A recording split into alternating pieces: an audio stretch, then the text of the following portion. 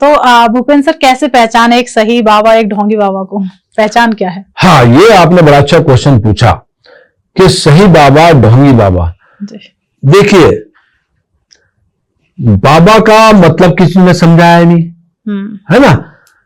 कोई भी बाबा कर्म नहीं कर रहा, कर्म के रूप में वो ऐसा नहीं है, तो वो सही बाबा मेरे हिसाब से नहीं हो सकता।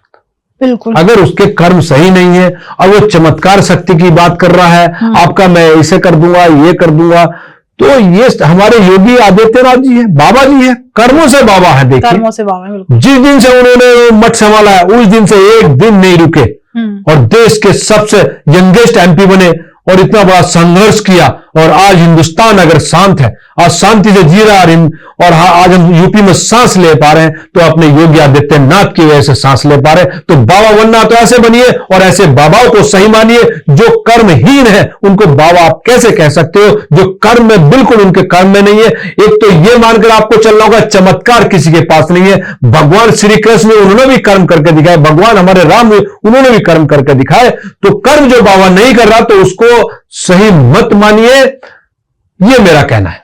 बिल्कुल सही बात है। जो जैसे सब बताया, कर्म प्रधान है, सबको यहाँ कर्म करने के लिए आए हैं, सबको अपने कर्म का भुगतान करना। जैसे अब कर्म की ही बात हुई है तो अभी कुंभ हुआ है, आपको भी पता है, 12 वर्षों बाद महाकुंभ हुआ है। तो इसमें लोगों का एक विचार था कि हम कुंभ नहा के आते हैं, हमारे सारे पाप धुल जाएंगे।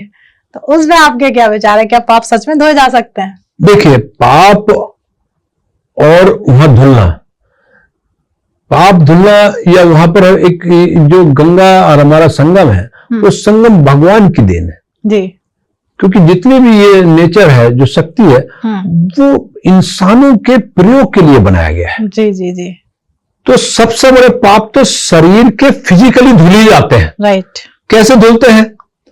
क्योंकि जो जड़ी बूटियों का पानी वहां पर आता है ना, और एक उत्सुकता भगवान की चीज को देखने की होती है कि दो नदियों का संगम कहां हो रहा है। जी जी। यानी कि भगवान की शक्ति के रूप में वो दिखाई दे रही है। तो सबसे बड़ी बात तो है कि मन में इतनी शांति आती है कि हम संगम पर गए, दो नदियों का संगम हमने देखा, यानी कि भगवान के द्वारा बनाई हुई दो नदी। यानी कि हमारे महान पूर्वजों ने कितनी मेहनत करी होगी जब राजा भगीरथ उसको लेकर आए थे, उसको हमारी गंगा को, और ऐसा पानी लेकर आए कि वहां जड़ी बूटियों का पानी आता है।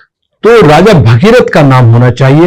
राजा भगीरथ का नाम कहीं पर भी नहीं लिखा हुआ। राजा भगीरथ जो है को अभी भी दबाया जा रहा, जबकि राजा भगीरथ के द्वारा गंगा जी को लाया गया था। इतनी बड़ी कुर्बानियां हुई थी उस समय, इतने बड़े लोगों का जो है उस समय दुर्घटना में मरे थे जो हमारी गंगा माता को लेकर आए थे।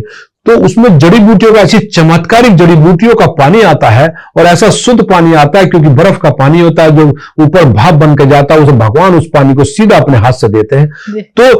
तो उस तरह से इतनी शांति मिलती है कि आधा तो आदमी आगे पाप करना छोड़ देता है। जी जी जी। है तो क्योंकि वो एक समाज से बन, उसके शरीर में जो रोग होते हैं वो धुल जाते हैं।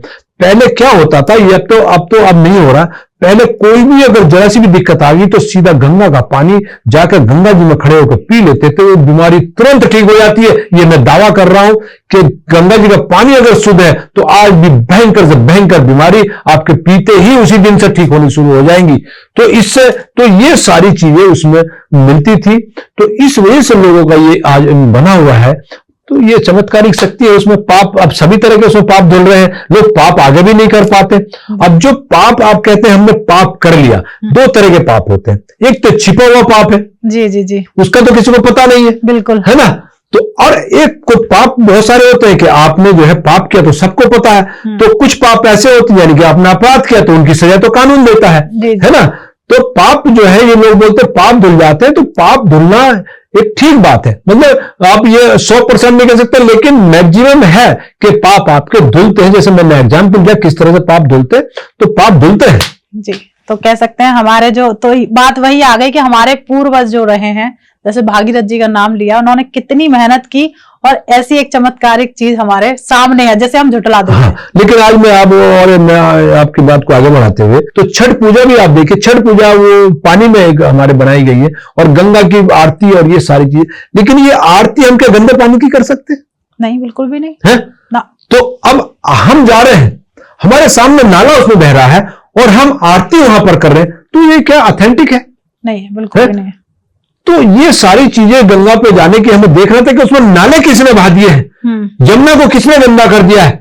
तो मेरा जो छठ पूजा मनाते हैं या जो मानते हैं भारत के अच्छा बड़ा है, तो उनको ये भी आंदोलन चलना चाहिए कि पानी गंदा कौन कर रहा है, उनको भी सजा दिलवाई जाए। तभी छठ का पूजा का और छठ मैया का आशीर्वाद तभी मिलना, तभी आपको अच्छे से मिलेगा कि आपका जो पानी गंदा कर रहे हैं वो पानी भी साफ हो। बिल्कुल, ये भी आपको अभियान चलाना होगा। केवल एक खाना पूर्ति करने के लिए पूजा नहीं होनी चाहिए। पूजा होनी चाहिए तो संपूर्ण रूप में होनी चाहिए। गंदे पानी में पूजा नहीं होनी चाहिए। जो उसको गंदा कर रहा है उसको सजा मिलनी चाहिए। जब आप वहां पर जा रहे हैं तो गंदा पानी है, तो ये कौन सी पूजा हो गई? तो पूजा के लिए भी सरकार पर दबाव बनाना चाहिए, क्योंकि यहाँ ये ऐसी व्यवस्था है कि उस पर ध्यान नहीं दे रही है। तो गंगा जी में भी आज गंदा पानी इतना गंदा कर दिया गया, सजा किसी को नहीं।